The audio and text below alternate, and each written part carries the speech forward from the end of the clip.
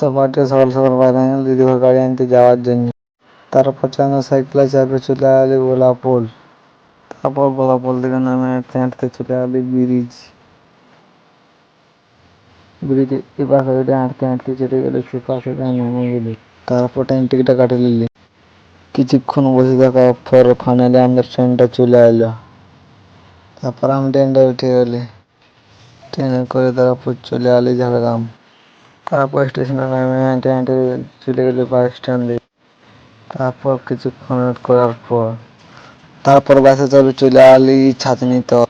ছাতনীতল থেকে নামে হাঁটতে লাগলাম দিদিঘর দিকে যাওয়ার জন্য। কিছুটা হাঁটার পর চলে এলি ফাইনালি আমার দিদিঘর। ঘরে কাকিমা দেখতে পায় পাখাটা চালা আমি শুয়ে পড়েছি। দুপুরবেলা সবজি ভাতটা খাই নিয়ে বেড়াই গেলি গাড়ি নিয়ে ঘর যাওয়ার জন্য। তো গাইস গাড়ি নিয়ে এখন আমি ঘর যাই। তো গাইস আমি এখন ঘর যাই। আমার মিনি ব্লগ দেখার জন্য চ্যানেলটিকে আমার সাবস্ক্রাইব করবে।